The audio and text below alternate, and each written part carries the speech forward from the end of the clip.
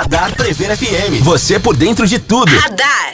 Bem, de 12 voltamos com o Radar, música e conversa boa todos os dias, um bom bate-papo para você. O nosso convidado hoje é o reverendo Cleiton Leal da Silva, que é pastor titular da Igreja Presbiteriana Independente de Botucatu. Reverendo Cleiton, boa tarde, tudo bem? Muito obrigado por aceitar o nosso convite para esse bate-papo aqui. Boa tarde, Júnior, é sempre uma alegria conversar com você. Alegria nossa de recebê-lo aqui. Já batimos um papo fora do ar sobre Minas, né? Em que pese em 2024 o reverendo Cleiton ter recebido o título de cidadão botucatuense. Ele é um botucatuense, mas é do sul de Minas, né, reverendo? Eu fui criado ali na Serra da Mantiqueira e na Canastra, né? Puxa vida, que lugar abençoado, né? E eu agora mudei de serra, né? Vim pra Cuesta de Botucatu. Pra Cuesta de Botucatu, mas aqui já está há décadas, né? Eu já vivi mais tempo aqui do que lá, né? Eu faz 30 anos que eu estou aqui. Metade da minha vida eu passei aqui. Reverendo Cleiton, todo mundo conhece pela sigla a IPI, né? Conta um pouquinho dela pra gente, que é uma igreja mais que centenária aqui em Botucatu, né? A IPI significa Igreja Presbiteriana Independente.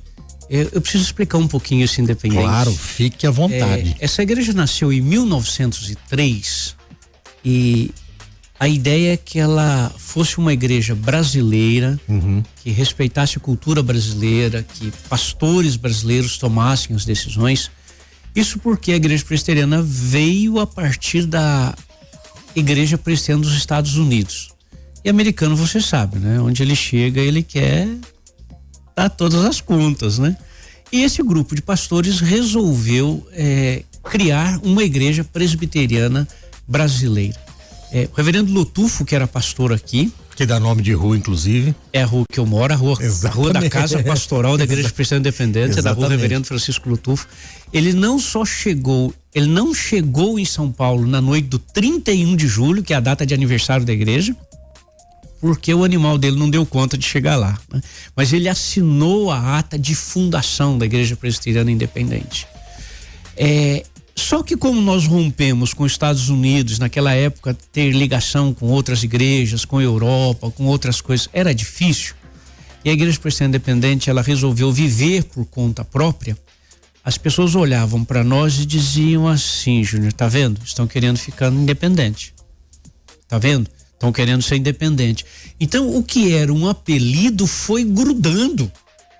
E nós não conseguimos tirar o apelido. Tirar o independente do nome. Não, o brasileira saiu e virou independente. Então esse independente, que era uma crítica, de certa forma nos caracterizou. Porque nós somos uma igreja brasileira, né, que foi implantada no solo brasileiro, que desde os seus primórdios se autossustentou, se manteve, e ela se tornou independente de influências de outras igrejas. Ela decide por si só, embora seja membro de organizações internacionais. Ela tem suas estruturas na Reforma Protestante? Ela nasce a partir da Reforma Protestante. Ela está ligada ali ao grupo da Reforma, ali na Universidade de Calvino, Genebra, e você passa ali para a Escócia com John Knox. As raízes delas são da Reforma Protestante do século XVI. O senhor esteve inclusive acho que foi na Alemanha, eu me lembro que o senhor fez uma postagem de um templo, de uma igreja, onde lá atuava Martinho Lutero. Isso. Essa região é a região de... Deixa eu me lembrar ali onde é o nome da região. É onde Lutero morava. Né? É o castelo de Wittenberg. Lutero morava ali.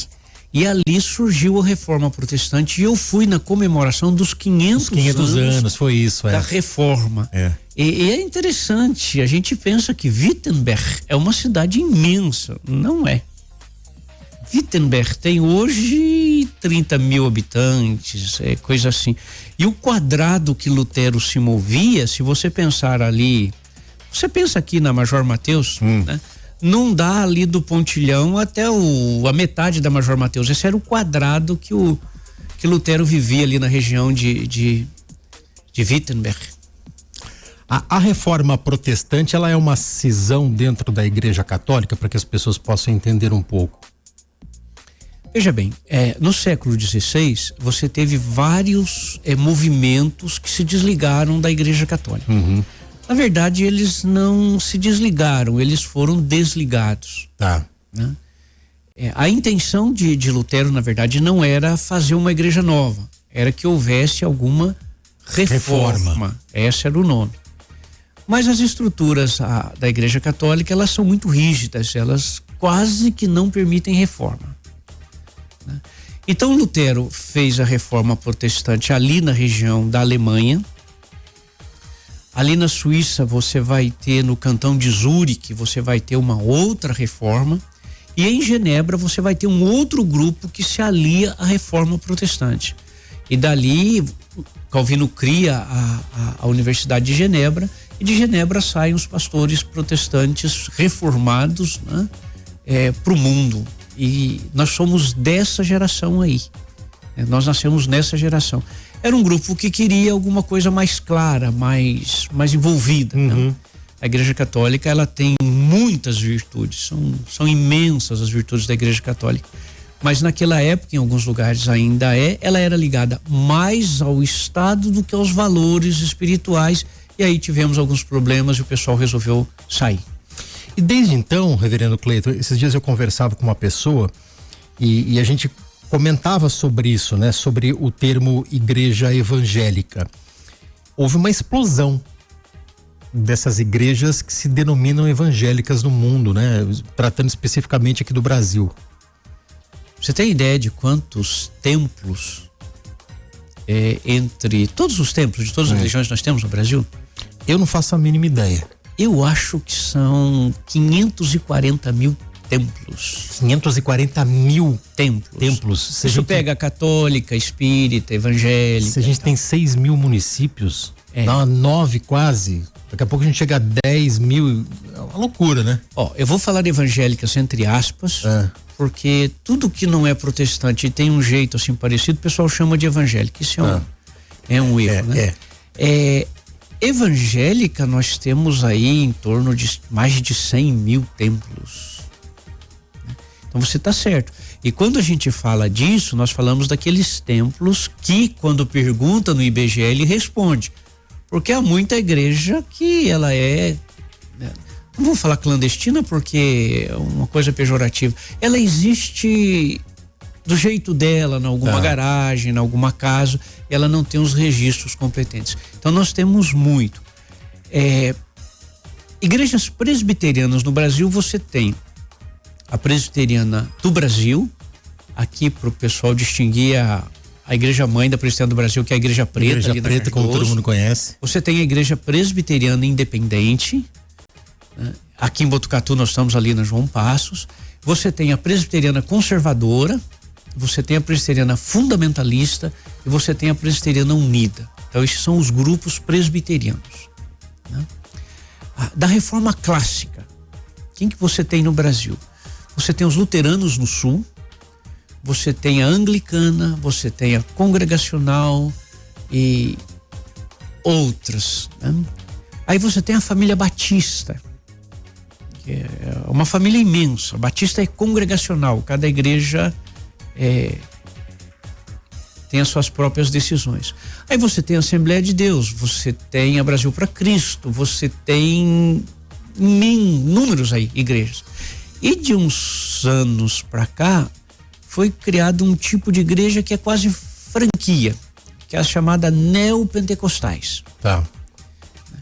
E daí você tem Universal do Reino de Deus, Igreja do Poder de Deus, e aí? Abre-se mais o leque ainda. Abre-se mais o leque. O problema é que todo mundo coloca essa família toda, né, debaixo do termo evangélico. Do termo evangélico. E aí a gente fica um pouco complicado. Porque algumas igrejas, isso desde que eu fiz o mestrado lá na Universidade Metodista, ali na USP, a gente já detectava que elas já distanciaram tanto do evangelho que talvez a gente precisasse procurar um outro nome para elas, porque elas mantêm algumas características, mas elas não mantêm a tradição do evangelho. Interessante que o senhor falou, quando o IBGE vai coletar dados, né? Todo mundo é evangélico, então o Brasil tem lá, acho que hoje tá igual? Tá 50%? Não, ainda não? Se conseguir isso é por volta de 2050, se conseguir. 40% nós temos, não mais dá, ou menos? 27 por aí, não é mais do que isso. Será? Não é mais do que isso. Se juntar todas? Se juntar todas. Olha, depois eu vou procurar. Pode procurar, a gente não deve chegar não chega. Se chegar é 36, 37, mais do que isso não chega. Reverendo Cleiton, como que é a vida de uma pessoa que busca o sacerdócio, no caso da igreja presbiteriana? O que o senhor galgou até chegar aqui? Olha, O senhor teve aula até com Ratzinger? sim. Antes de ser papa? É verdade. A primeira coisa, você precisa ter consciência da sua vocação. Isso no mundo presbiteriano é muito forte, no mundo reformado. Não basta querer. Não basta querer, você tem que ter consciência que Deus de alguma forma lhe chamou para isso. Tá. Porque se você não tem consciência da sua vocação, porque não é fácil ser pastor. Você tem que ter consciência que você está fazendo aquilo para Deus, né? Eu costumo dizer para os alunos da faculdade, o tempo que eu dava aula para eles, o seguinte: você tem noção que você trabalha para Deus, mas os gerentes são os humanos. Uhum. Então, cuidado, você lida com seres humanos. E o mais interessante é que você lida com seres humanos voluntários. Diferente de uma empresa que você paga e as pessoas trabalham, não, você lida com seres humanos voluntários. Então, a primeira coisa para você querer ser pastor, você tem que ter noção e tem que ter certeza que Deus lhe vocacionou, né? Deixa eu contar o meu caso para você. Esses dias eu contei na igreja. Como foi? A minha mãe, presbiteriana de origem, meu pai não, mas a minha mãe era presbiteriana de origem. E o primeiro irmãozinho meu foi o Ciro, né? Infelizmente o Ciro nasceu morto. Lá em Machado, onde eu me criei, tem a escada ainda, né? Aonde o papai e a mamãe sentaram lá e eles fizeram uma oração. A oração foi essa: se o próximo filho que nascer for menino, nós queremos consagrá-lo a Deus. Hoje nós aceitamos mulheres como pastoras em todos os segmentos da Igreja Presbiteriana Independente, mas naquela época não. Por isso a oração, se for menino, né? Fizeram essa oração, nasceu quem? Cleiton Leal. Cleiton Leal. Só que minha mãe nunca me falou dessa tal oração. Ela manteve oculta essa história durante um bom tempo. Eu fui menino de roça, morei em fazenda, né? Com 10 anos minha mãe me mandou para a cidade para estudar, porque até o 3º ano eu estudei naquelas salas que o 1º, 2º, 3º ano era na mesma sala, aquelas cadeiras grandes de 3. Minha professora, tia Maristela, foi ela que me alfabetizou. Eu fui para a cidade estudar. Estudei, depois fui trabalhar em jornal. Sem a mínima ideia de que iria seguir a vida sacerdotal. Sempre pensando nisso. Sem que a minha mãe me dissesse. Tá. O primeiro teste vocacional que eu fiz, eu escrevi lá, ser pastor. Tá. Então, o senhor já tinha em mente isso? Já estava em mim, sem que eu não tinha modelo. Eu fui menino de fazenda, de roça, minha igreja aparecia lá de vez em quando alguém, né? Aí eu fui pro exército, me dediquei ao exército, e como presbiteriano eu já era maratonista, eu corria pelo exército. E ali foi o teste, porque eu fui muito bem nas provas, a minha média lá na prova foi 9.9, poderia ter ficado no exército, mas quando o capitão me convidou para permanecer, capitão Dourado, eu disse para ele: olha, capitão, eu vou servir um outro exército, eu vou ser pastor. Isso, de certa forma, foi um choque, porque as pessoas, eu já estava ganhando bem, né? Eu largar tudo aquilo e voltar para morar numa república, né? Vender camiseta para poder se sustentar, mas aquilo era a minha vocação, né? Fiz 5 anos de faculdade, mais 3 de missões, aí depois eu vim para a Universidade Metodista, para a USP, fiz mestrado por ali, e daí eu fui para Genebra, né? E lá eu fui fazer parte do meu mestrado em Genebra, na Universidade de Genebra. Foi lá que eu encontrei a minha esposa. E essa foi a minha carreira. E como eu cheguei em Botucatu? Quando eu saí de Genebra, eu estava pensando: puxa, eu preciso de uma igreja menorzinha, onde eu tenha tempo de escrever a minha dissertação de mestrado. Cerqueira César estava precisando. E a IPI de Cerqueira não tinha muitos recursos financeiros. Como eu era bolsista do CNPq, tinha sido bolsista da Universidade de Genebra, eu tinha um fundo comigo, falei, eu posso trabalhar pro que der, não vou precisar de sustento nesse momento. Daí eu fui para Cerqueira. Daí voltei para Holanda, fui morar ali na região de Amsterdã, em Haarlem. Um dia minha esposa disse... Ela que é holandesa. Ela é holandesa, ela é pastora, né? Não é porque ela é minha esposa que ela é pastora de formação reformada, né? E na Holanda é interessante, teologia faz parte das universidades públicas, é como se a Unesp tivesse teologia, a USP tivesse teologia. Ela disse, eu gostaria de passar um ano no Brasil. E eu ia começar o meu doutorado, e eu falei, então é melhor a gente ir antes do doutorado, que são 5 anos. A gente já tinha aí por volta de 27, 28 anos. Falei, a gente precisa, eu quero ter criança, eu quero ter filho, eu quero ter uma criancinha para chamar de minha, né? Então vamos pro Brasil. Daí telefonei pro pessoal aqui da região de Cerqueira e disse, olha, presbitério de Botucatu, estou voltando pro Brasil, mas não se preocupem, eu vou voltar para a região das águas. Eu queria ir para Caxambu, São Lourenço, porque próximo de Minas. Claro, e ali é uma região linda. Eles falaram, venha para ficar um ano em Botucatu. E a minha intenção era ficar um ano mesmo e depois voltar para fazer meu doutorado ali na Universidade Livre. E foi por esse ano que eu vim com passagem de volta e eu fiquei. Rasgou a passagem de volta? Não sei por onde anda, deve estar em algum livro antigo. Aquela eu não usei. Não quer nem usar mais. Não, eu nunca perguntei pra Grit se ela queria voltar, ela nunca falou nada, e daí, do jeito mineiro, a gente foi levando. Reverendo, como é que eu fui buscar aqui uma reportagem do Acontece em Botucatu, quando o senhor ganhou o título de cidadão botucatuense em 2024. E o senhor teve aula com Joseph Ratzinger. Sim. Então, cardeal, que virou o Papa Bento XVI depois, no ano de 2005. Como era Ratzinger como professor, como pessoa? Um pouco reservado. Ele já tinha uma influência muito grande dentro de toda a hierarquia católica, né? Como eu fiz parte esse departamento da Universidade de Genebra, esse tempo que você passa lá, é como se fosse um curso, não tem esse nome, mas eu entendo assim, é como se fosse um curso de relações eclesiásticas internacionais. Tá. Essa é a razão que depois eu participei de muitos concílios internacionais, porque eu fui treinado para trabalhar com diferentes religiões ao redor do mundo sem trabalhar com respeito, com amor, com compreensão. Esse período que eu tive aula com Ratzinger era um convênio da Universidade de Genebra, do Concílio Mundial de Igrejas com o Vaticano. A gente passava um tempo no Vaticano tendo aula. Tá. Então ele passou lá, deu aula pra gente. Era um senhor respeitável, sério, extremamente competente. Escutar a aula do Ratzinger era como eu dizia assim, não termine, fale mais, né?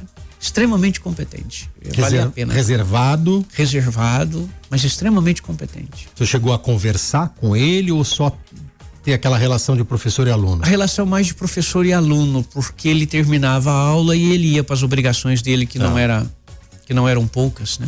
Imagino. Ratzinger, esse que ano que foi? 93. Tá. 93. 12 anos antes dele assumir o seu pontificado, né? E era interessante, um detalhe curioso, os alunos diziam que do Vaticano ele era o único capaz de contar uma piada em latim. Ele contou em aula? Ele contou, mas a gente com conhecimento de latim que tem piada é outra coisa. Além dessa, o senhor citou aí suas andanças buscando a sua formação. O senhor trabalhou como missionário também? Eu tenho formação missionária, mas nunca fui para um campo missionário tipo assim, você vai para um campo missionário, não. Eu só trabalhei quando era estudante em Presidente Prudente, abri uma igreja lá no bairro São Gabriel, hoje é a segunda igreja de Presidente Prudente. Lá foi um campo missionário. Tá. Assim, todo mundo pergunta e todo mundo, acho que muita gente tem dúvida, né? No caso da presbiteriana, como é que é o dia a dia de um pastor? Como é que é o dia a dia do reverendo Cleiton? Levanta e vai fazer o quê? Muita gente fala, mas o que faz? Trabalha o dia inteiro em prol da igreja, em prol da comunidade em que ele atua? Bom, é preciso conhecer a estrutura da igreja. Isso é. Hoje nós temos uma estrutura aqui em Botucatu e eu não estou sozinho, eu tenho mais 3 pastores. Né? E todos nós vai para uma área diferenciada. Uhum. Né? Vamos pegar o dia de hoje. Estou aqui, hoje o dia é um dia típico, um dia normal. Eu levantei às 8 horas, eu tinha um atendimento de uma pessoa que queria conversar comigo. Da igreja. Conversei até às 9. Das 9, terminando às 10:30, eu fui hospedar uma família que a filha está na Unesp para ter um bebê. Ele é de outra cidade, ele precisava de um local aqui. Acompanhei na hospedagem. Cheguei em casa, estava preparando o culto de domingo, de sábado à noite, domingo de manhã, porque esses cultos precisam ser preparados antes. Sim. Eles não nascem do nada, né? Você chega ali, acontece, tem toda uma estrutura ali. Em que pese o senhor ter o dom da oratória para isso, tem que preparar o tema. Tem que não só o tema. Só o tema. Você tem que preparar a liturgia dinâmica, né? Tá. Domingo, por exemplo, nós vamos ter profissão de fé, nós vamos ter Santa Ceia, nós vamos ter coral, nós vamos ter uma mocidade que vai cantar. Como é que isso anda junto? Então, na verdade, o cerimonial do culto é o pastor que prepara. Tá. Então, tô quase terminando isso, né? Saindo daqui às 2 horas eu tenho uma outra pessoa que quer conversar sobre questões da vida. Aí eu vou até às 3, né? Às 4 horas eu tenho uma reunião com alguém de Bauru que vem conversar comigo. Eu espero ali para 6 horas chegar em casa para comer uma sopinha de mandioca, que eu já tô de olho nela. Esse é o dia a dia. E o tempo está propício para isso. Além de questões administrativas, porque a igreja não anda sozinha, né? Não, é interessante que a igreja é uma empresa. Né? A nossa IPI, por exemplo, nós temos Betel, é uma entidade social da igreja, mas é outra empresa, mas ela passa também pela minha mesa. Betel hoje atende quase 4.200 pessoas por semana, né? Isso por mês nos vários projetos. Para atender tudo isso você tem muitos funcionários, né? Tem uma escola que funciona na igreja, né? Então tem toda essa estrutura. A estrutura administrativa da igreja aqui em Botucatu, a parte administrativa quem faz sou eu, né? Eu tenho os outros que fazem outras coisas, um que cuida com a mocidade, outro que cuida das congregações, outro que cuida dos cultos, assim. Eu cuido da parte administrativa e dos cultos. Então você tem toda essa parte. A igreja, ela tem uma figura jurídica, né? Ela precisa prestar contas para o governo. E isso o pastor precisa fazer. Ele precisa tomar conta. Se alguém cair lá durante o culto e quebrar uma perna e processar a igreja, sou eu que respondo. As pessoas se esquecem disso. É uma responsabilidade inimaginável para muita gente, né? Porque muita gente imagina só, o reverendo Cleiton vai estar lá no sábado à noite ou no domingo de manhã. É só isso. Vai fazer a pregação, tchau, boa semana. Tomara que fosse, mas essa é só a cerejinha do bolo, né? Não é. E agora à tarde, por exemplo, eu te disse, um dia típico, agora à tarde eu vou passar no hospital da Unimed, porque nós temos 3 pessoas da igreja internadas lá. Então esse é o dia a dia. A sua agenda, de vez em quando alguém me pergunta, Cleiton, você pode fazer isso? Eu falo, olha, se não houver interferência do além, eu posso. Porque a minha vida tá mais nos hospitais, na igreja, no Panhose, no dia a dia, né? Eu vivo as agonias do dia a dia da comunidade, que não é pequena, né? Eu vou ter dor na consciência de retê-lo aqui durante 1 hora. Não, isso faz parte do meu trabalho. Reverendo Cleiton, agora, quando o senhor começou a sua vida, nós não tínhamos o advento das redes sociais, né? Das comunicações eletrônicas, não tínhamos divisões políticas no Brasil, até tínhamos discussões políticas, mas não divisão.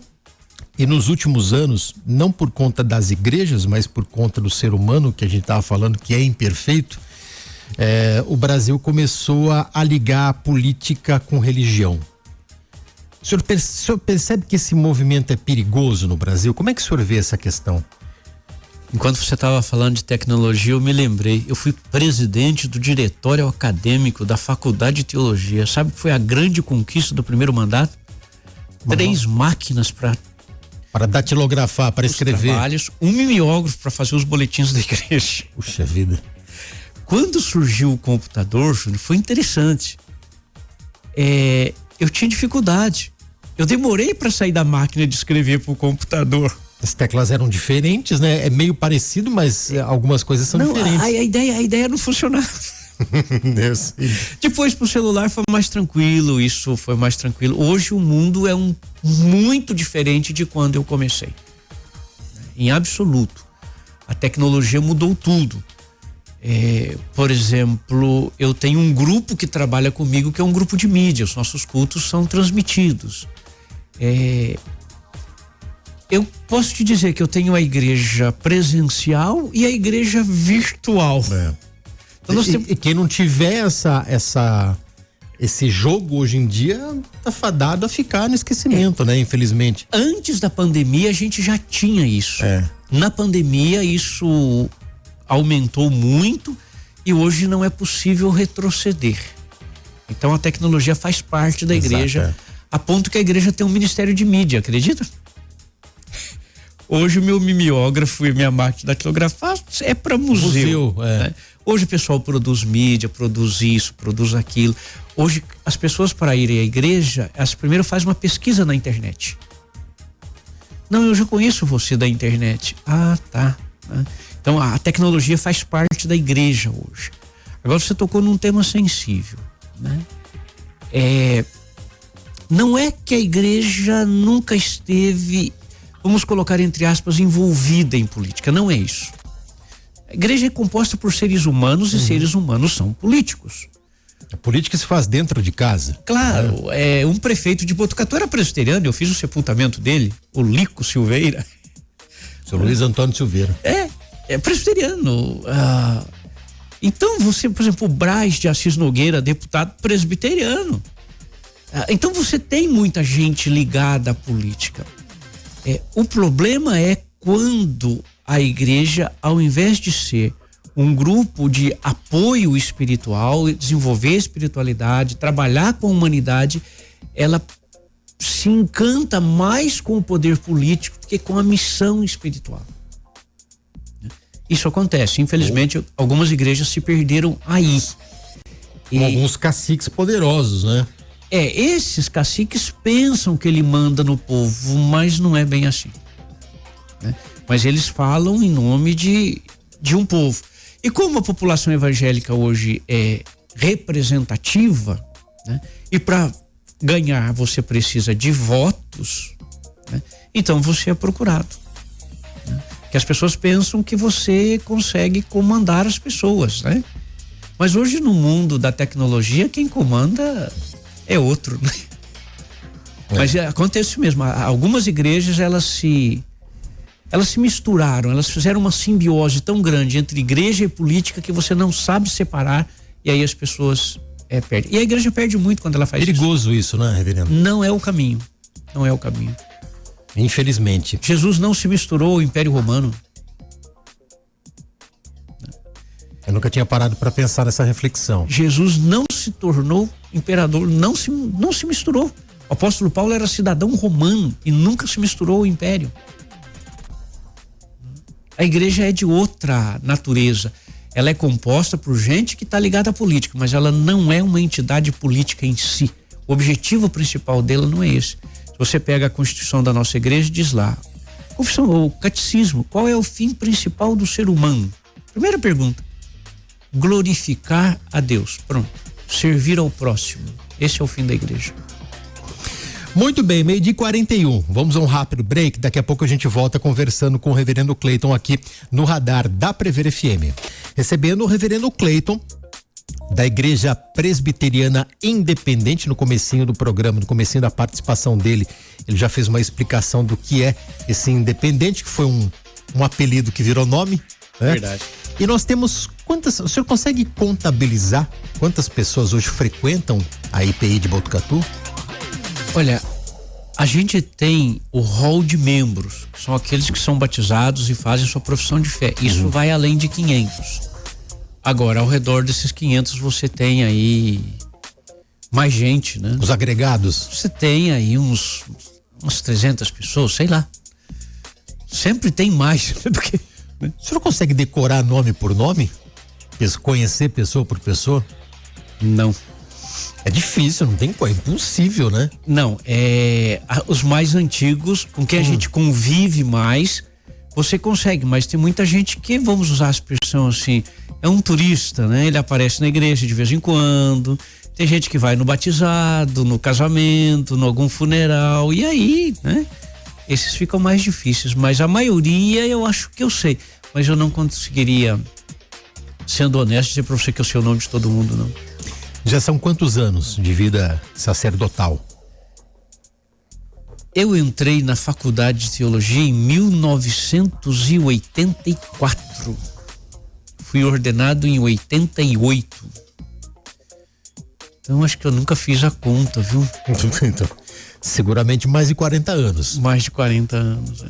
E como é que o senhor conheceu a sua esposa, a Grit? Que é a holandesa mais brasileira que eu conheço. Então, é uma conversa, prosa de mineiro, sabe? Sou todo ouvido.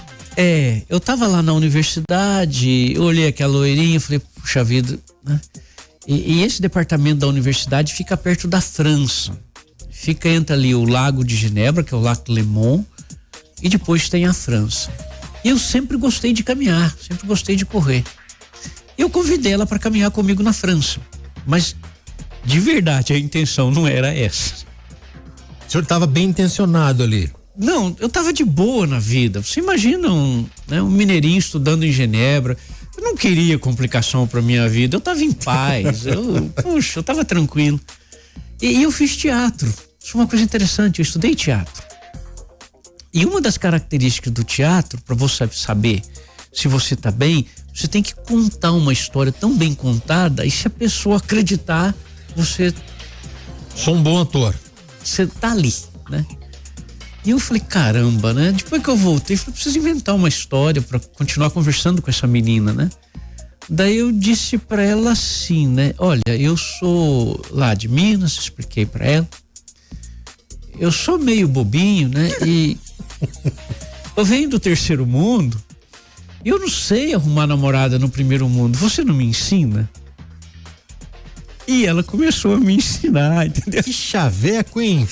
E aí eu fui obedecendo, né? Fui obedecendo. E foi indo. E foi, a gente tá assim até hoje, sabe? Então foi assim, foi numa e até que a gente se deu conta de que a gente tinha mais em comum. E foi interessante, essa parte agora você me fez lembrar. O nosso último passeio foi em Paris. Não era tão longe. Antes do casamento. Não, antes do casamento. Antes de eu sair de Genebra e voltar pro Brasil. Tá. Vamos para Paris. Pega o trem de grande velocidade da noite, viaja à noite, passa o dia inteiro em Paris, depois você pega o trem de volta e você tá em Genebra.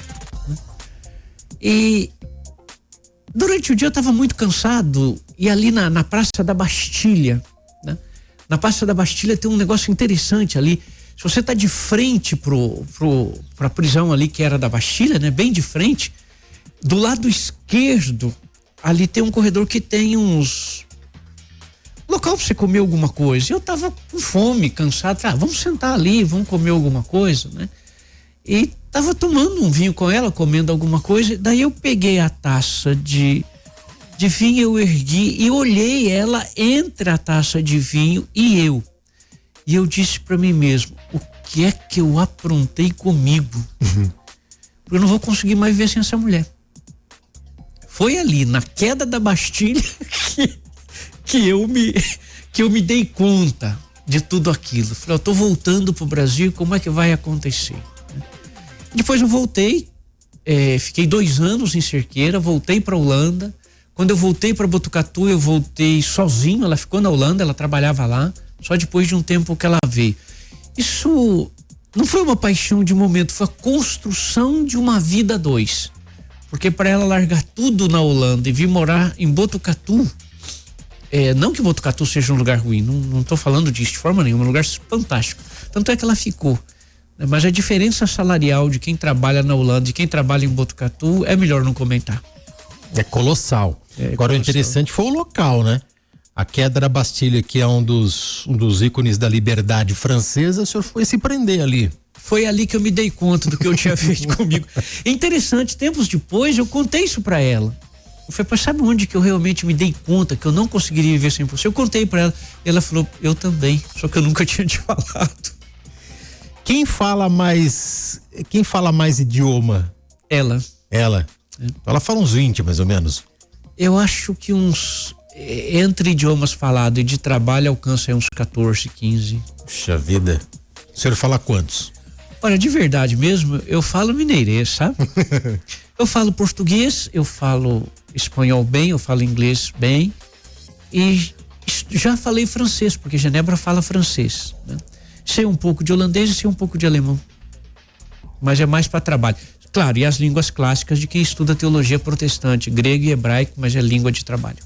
Grego e hebraico, qual que é a língua mais difícil de professar, de aprender? O hebraico está muito distante da gente. Está muito distante da gente. Mas o senhor consegue dialogar no hebraico? Não, eu consigo estudar os textos antigos. Tá. O hebraico da Bíblia não é o hebraico falado hoje. Tá. O grego da Bíblia não é o grego falado hoje. Tá. Eu tenho uma amiga que é grega, ela tá em Tessalônica. De vez em quando eu tenho alguma dúvida sobre o grego bíblico, ela fala assim, deixa eu ver como é que os gregos traduziram pro grego moderno. Eu falei, o quê? Ela falou, o grego da Bíblia é o grego da Bíblia, o grego que a gente fala é outro grego. Então, são línguas antigas. Por exemplo, a minha esposa sabe cóptico, que é uma língua usada só no Egito pela igreja cóptica. Aramaico. É uma língua extinta. Aramaico, você fala aramaico onde? Na Palestina, um pouco ainda, né? É quase extinta. Quase extinta. A língua de Jesus. A língua que ela fala com a mãe dela é o frígio. É uma língua, é um idioma oficial na Holanda, mas é um idioma aí que no mundo em torno de 300 a 400 mil pessoas só falam. Então em casa ela fala um idioma e na rua ela fala outro.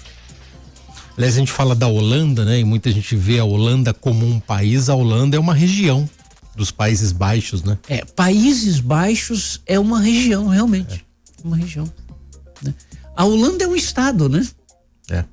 O país chama Reino dos Países Baixos. Isso E a Holanda é um estado. Você tem a Holanda do Sul e a Holanda do Norte. O problema é que na Holanda do Sul está Amsterdã, onde a rainha supostamente mora, né? Uhum. O país não chama Holanda. É como se você chamasse o Brasil de São Paulo. Rio de Janeiro. É uma província. É uma província. Quase ninguém imagina isso. Não. Bom, então ela fala mais línguas. Ela fala mais. Agora, quem corre mais? Que agora eu entendo por que ela corre. O senhor era maratonista do exército? Ela tem, o biotipo dela é melhor do que o meu. Mas quem começou? Eu já corri antes de conhecê-lo. Eu já corri antes de conhecê-lo. O senhor foi até onde no exército? Eu cheguei até sargento. E eu não quis ir para a Academia das Agulhas Negras. Foi ali o convite do capitão. Teve essa opção? Eu tive essa opção.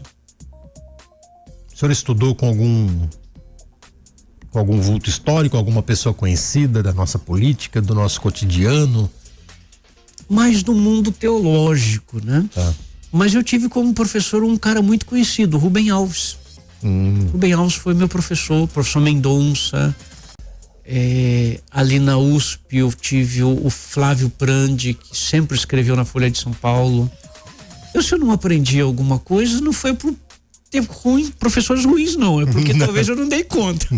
Muito pelo contrário. Eu não dei conta, porque meus professores foram muito bons. Deu conta, sim. Agora, hoje em dia, a gente vê muita intolerância religiosa aqui no Brasil, né? Não só no Brasil, né? A história da humanidade é infelizmente baseada com isso também. Mas eu percebo que quando o senhor disse que fez aquele curso, que se a gente fosse dar uma nomenclatura para ele era relações eclesiásticas internacionais ou intereclesiásticas. Fez com que o senhor criasse amizade em todas as religiões, né? Eu procuro preservar a amizade com todos os líderes, sim, porque além de religiosos, uma coisa muito interessante da teologia reformada é que nós somos seres humanos. E o que dá dignidade para você e o que dá dignidade para mim não é a minha religião. É o fato de que nós fomos criados à imagem e semelhança de Deus. E isso nos dá dignidade. A dignidade não está na minha religião, mas está no Deus que me criou. Olha, daria pra gente ficar aqui uma tarde toda, passou rápido o tempo. Reverendo Cleiton, o que eu não te perguntei que o senhor gostaria de ter respondido? Olha, eu preciso fazer uma propaganda, né? Claro. Você não perguntou os horários de culto da igreja. Eu ia chegar lá. Olha, nós temos culto domingo às 10 da manhã e às 7:30 da noite. E para esse final de semana, no sábado agora, você deve conhecê-lo, nós vamos ter uma celebração oficial do presbitério de Botucatu dos 123 anos da Igreja Presbiteriana Independente do Brasil, ali na nossa igreja. E vamos ter a jubilação do reverendo Rui Goraibe Júnior. Olha, doutor Rui. Então vai ser a jubilação dele. Para isso, queria convidar o pessoal que está nos ouvindo para participar, uma cerimônia muito bonita. Nós vamos ter vários corais ali com a gente. Vale a pena, sábado à noite, 7:30. Agora, sábado à noite e no domingo? No domingo de manhã nós vamos ter o culto às 10, com profissão de fé, com batismo, com santa ceia, com coral. E o culto à noite é um culto mais, vamos chamar assim, mais contemporâneo. Jovem. Mais jovem. Mais jovem. Com música boa, né? O pessoal que gosta daquela música é uma turma boa. Talentosa lá, né? Não, ali tem bastante gente talentosa. Se Deus caprichou no talento para algumas pessoas, tá ali. E pode ver no YouTube também, quem tá distante, claro, né? No site da Igreja Presbiteriana Independente de Botucatu. Ali você encontra tudo. Só procurar. Tem o Instagram também. Todos os cultos são online. Você pode encontrar ali. Legal. Se alguém está nos escutando e não é de Botucatu e quer participar, vai lá, clique no Face, clique no YouTube, você vai estar com a gente lá. A presbiteriana, para quem não sabe, a presbiteriana independente, ela fica na João Passos, perto do Bosque. Exato. Tem que citar alguns pontos que o botucatuense conhece. Perto da Praça do Bosque, ali virando a Praça do Bosque, entra naquele trechinho da João Passos. E é interessante, ela é livre, as pessoas podem entrar, viu? Um dia alguém me disse assim, mas a gente pode frequentar essa igreja? Eu falei, por quê? Falei, claro que pode, é livre, a entrada é livre, o espaço é para todos nós, para todos aqueles que querem adorar a Deus. Muito bem, reverendo Cleiton, muito obrigado pela sua presença, pelo tempo que o senhor dispensou para estar com a gente aqui. Sou eu que agradeço, e é uma bênção que eu gosto muito, e eu queria terminar com ela. Claro. Ela diz assim, né? Só o finalzinho dela, que até nos encontrarmos de novo, Deus o Eterno lhe guarde na palma das suas mãos.